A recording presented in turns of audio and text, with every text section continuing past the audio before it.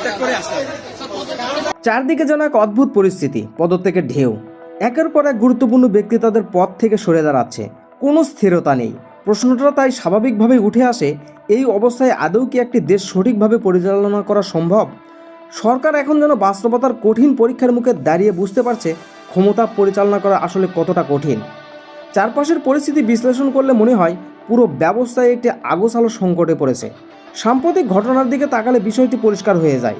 সাম্প্রতিক বিচারপতি রেজাউল হাসানের পদত্যাগ থেকে শুরু করে মানবাধিকার সদস্যদের একযোগে পদত্যাগ, এসব কোনো সাধারণ ঘটনা নয়, বরং গভীর কোনো সংকটের ইঙ্গিত দেয়।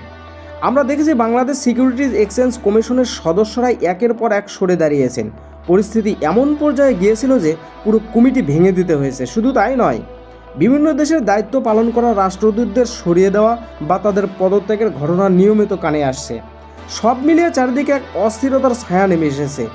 এই ধারাবাহিক পদত্যাগ শুধু দেশের অভ্যন্তরীণ পরিস্থিতিকেই নাড়িয়ে দিচ্ছে না, বরং আন্তর্জাতিক অঙ্গনেও বাংলাদেশের ভাবমূর্তিকে মারাত্মকভাবে ক্ষতিগ্রস্ত করছে। বহির্বিশ্বের কাছে একটি নেতিবাচক বার্তা দিচ্ছে যে দেশের গুরুত্বপূর্ণ প্রতিষ্ঠানগুলো স্থিতিশীল নয়, সেখানে বিনিয়োগ, কূটনীতি বা সম্পর্ক সব কিছুই ঝুঁকির মুখে পড়ে। শুধু প্রশাসনিক সংকট নয়, বরং একটা বৃহত্তর রাষ্ট্রীয় সংকটের রূপ নিচ্ছে।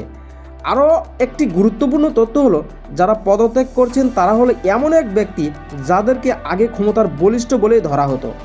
বিশ্ববিদ্যালয় উপাচার্য থেকে শুরু করে বিভিন্ন গুরুত্বপূর্ণ পদে থাকা ব্যক্তিদের সরিয়ে দেওয়া হচ্ছে বা তারা নিজের থেকে সরে দাঁড়াচ্ছেন। ফলে প্রশ্নটা জোরালো হচ্ছে যে সরকারের প্রকৃত শক্তির ভিত্তিটা আসলে কোথায়? প্রশ্নটা গভীরভাবে বিশ্লেষণ করলে দেখা যায় এই সরকারের মূল ভার কেন্দ্রে হিসেবে বিবেচনা করা হয় ডক্টর মোহাম্মদ ইউনূসকে। তার মাধ্যমে আন্তর্জাতিক মহল, বিশেষ করে যুক্তরাষ্ট্রের কিছু প্রভাবশালী মহলের কাছে সরকারের যোগাযোগ স্থাপিত হয়েছে বলে ধারণা করা হয়। এই সমর্থন সরকারের একটি বড় সহায়ক হিসেবে কাজ করছে। কিন্তু এখানে একটি গুরুত্বপূর্ণ প্রশ্ন উঠে আসে, যদি সেই সমর্থন কোনো কারণে দুর্বল হয়ে যায় বা পুরোপুরি সরে যায়, তাহলে কি হবে? তখন কি সরকার তার অবস্থান ধরে রাখতে পারবে? বিশ্লেষকদের মতোই এমন পরিস্থিতি তৈরি হলে সরকারের জন্য টিকে থাকা অত্যন্ত কঠিন হয়ে পড়বে। বিশ্ব রাজনীতির বর্তমান প্রেক্ষাপটে এখন খুব একটা স্থিতিশীল নয়। বিভিন্ন জায়গায় শক্তির ভারসাম্য বদলে যাচ্ছে, নতুন নতুন সংস্কার তৈরি হচ্ছে।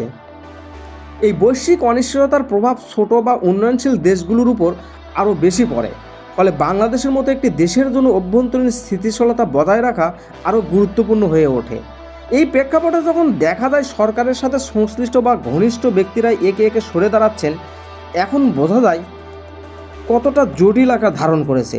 এটি শুধুমাত্র একটি রাজনৈতিক সংকট নয়, বরং বহুমাত্রিক সমস্যার মধ্যে দিয়ে যাচ্ছে, যার মাধ্যমে প্রশাসন, অর্থনীতি ও আন্তর্জাতিক সম্পর্ক সব কিছুই জড়িয়ে রয়েছে। এই সংকটময় পরিস্থিতির মধ্যে সবচেয়ে উদ্বেগের জায়গা হয়ে দাঁড়িয়েছে মানবাধিকার এবং বিচার ব্যবস্থার প্রশ্ন। যখন একটি দেশের মানবাধিকার কমিশনের সব সদস্য একযোগে পদত্যাগ করেন, তখন স্বাভাবিকভাবে আন্তর্জাতিক মহলে প্রশ্ন উঠে আসে, সেই দেশের আদৌ কি মানবাধিকার সুরক্ষিত আছে?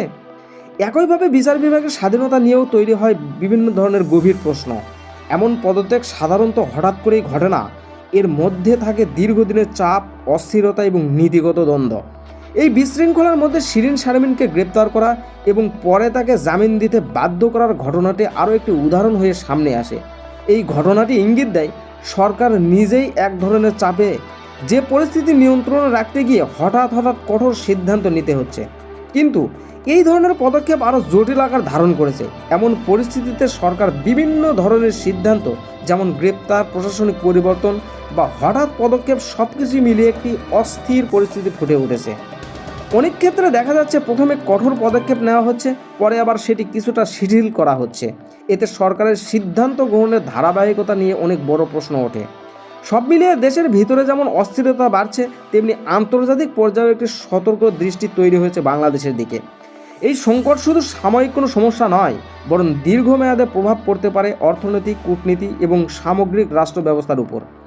এই পুরো পরিস্থিতি স্পষ্টভাবে বিশ্লেষণ করলে বোঝা যায় দেশ এক ধরনের জটিল এবং বহুমাত্রিক সংকটের মধ্যে দিয়ে যাচ্ছে।